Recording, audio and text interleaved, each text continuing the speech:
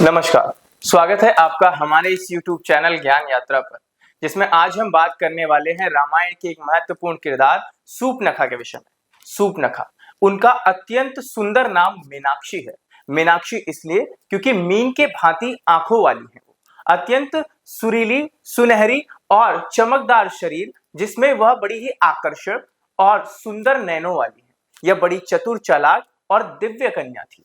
कहा जाता है कि सूर्पनखा का नाम मीनाक्षी था, परंतु सूर्पनखा इसलिए उनको जाना जाता था क्योंकि वह एक राक्षसी कन्या थी और राक्षसों के भांति सूप के प्रकार से लंबे नाखून, सूर्पनखा, नख का अर्थ होता है नाखून, और सूप के समान या सूप की तरह नाखूनों वाली थी, इसलिए उनका नाम सूर्पनखा पड़ा।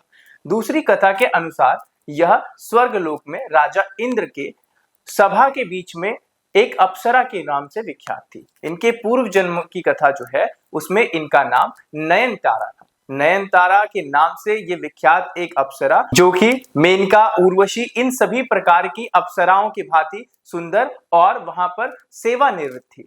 कहा जाता है कि एक ऋषि अपने तपों के बल पर इंद्र का सिंहासन डगमगाने लगे। तभी इंद्र ने उनको अनुमति दी कि हे नयनतारा, जाकर के ऋषि की तपस्या को भंग कर दो।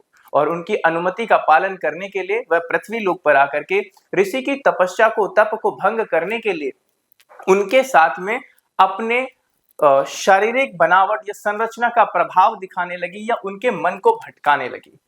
इससे ऋषि की तपस्या भंग हुई और भंग तपस्या के वेग में आकर के ऋषि ने नयनतारा अर्थात पूर्व जन्म में सूर्पनखा को श्राप दे दिया कि जिस प्रकार से तुमने राक्षसी कर्म किया है, देव भक्ति में बाधा डाली है, तुम राक्षस के जन्म लोगी, राक्षस के घर में जाओगे। और यह वह श्राप लेकर के जब इंद्र लोग गई, इंद्र ने उनको पृथ्वी पर जन्म लेने के लिए अनुमति दी और वह अपना स्वर्ग लोक का जो अपना शरीर था या स्वर्ग लोक की जो अप्सरा योनि थी उसे त्याग करके यहाँ नीचे माता केकशी की संतान के रूप में जन्म लिया। केकशी माता राक्षस है, राक्षसी माता केकसी, जो कि वृश्वा, उनके पिता वह ऋषि हैं, उनकी संतान है। वृश्वा ऋषि हैं, केकसी उनकी माता राक्षसी है। इन दोनों के मिलन से जब संतान की प्राप्ति हुई तो उनको कहा गया कि यह सूर्पनखा है, क्योंकि इनके अंदर माता के राक्षस गुण थे, राक्षसी गुणों से युक्त थी। कहा जाता है कि इनके जब विवाह शादी की गई, शादी विवाह के पश्चात इनके जो पति थे विद्युत जीवा, वह रावण के समान ही पराक्रमी और बहुत ही दिव्य और गौरवशाली थे।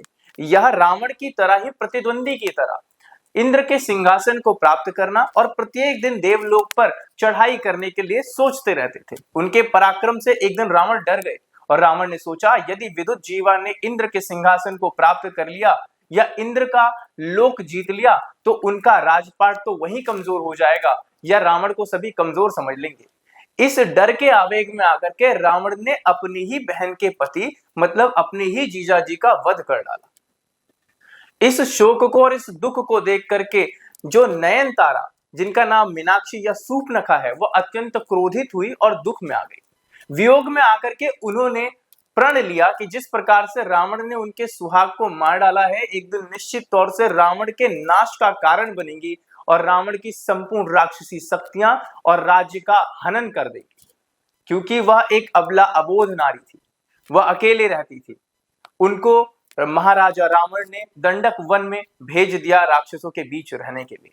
दंडक वन में जब भगवान प्रभु श्री राम अपने 14 वर्ष के वनवास को काटने के लिए आए तो उन्होंने देखा अत्यंत मनमोहक कोई दिव्य पुरुष वहां पर वन में कुटिया बना करके रह रहा है। काम वासना के इच्छा से प्रेरित हुई नयनतारा या सूर्पनखा जाकर के प्रभु श्री राम के सामने प्रस्ताव रखती है कि उनको अपने पति रूप में वो स्वीकार करना चाहती है, वह उनको पाना चाहती है। परंतु प्रभु श्री राम ने अपनी पत्नी वर्ता धर्म या पति वर्ता धर्म को निभाने के लिए इस बात पे नयनतारा को मना कर दिया या उनके अनुग्रह को, उनके निवेदन को अस्वीकार कर दिया। वह पुनः लक्ष्मण की ओर गई और लक्ष्मण से भी वही आशा रखी और सेम सेंटेंस रिपीट किया। परंतु प्रभु श्री राम की शरण में रहने वाले लक्ष्मण भी उन्हीं के प्रतापी, उन्हीं के भांति गुणवान थे।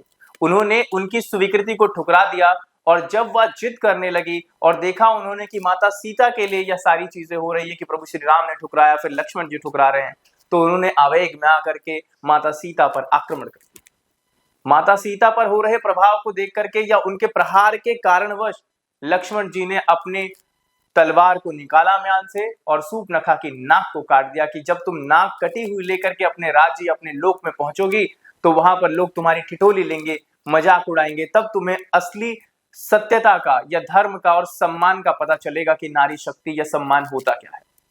परंतु इसी चीज को देख करके जब उन्होंने देखा कि इतने प्रतापी और वीर जिनको भय नहीं रहा किसी बात का और नाक काट दिया एक राक्षसी का, वो इस बात को लेके गई रावण को बढ़ा चढ़ा करके बताने लगी कि दो ऐसे दिव्य सुकुमार आए हैं जो कि आपके नाम को जानने के बावजूद में भी उन्होंने हमारी नाक को काट दिया कि सम्मान नहीं मिलेगा तुम्हें, और अगर तुम अपने लोग अपने राजा के पास जाओगी तो वह भी तुम्हें धिक्कार के निकाल देंगी।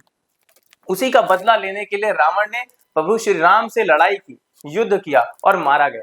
इस प्रकार से जो नयनतारा या सूर्पनखा थी उनका बदला पूरा हुआ और सूर्पनखा की यह मुख्य मेन प्रेरणा या मेन जो रोल रहा है, मेन जो कैरेक्टर रहा है, वह प्रभु श्री राम के और रावण के बीच में युद्ध के कारण का रहा है, क्योंकि वह अपने ही भ्राता भाई रावण का हनन या नाश करना चाहती थी कारण अपने सुहाग का बदला लेने के लिए। यह थी सूर्पनखा की कहानी। मिलते हैं अगले वीडियो में, तब तक के लिए जय श्री राम।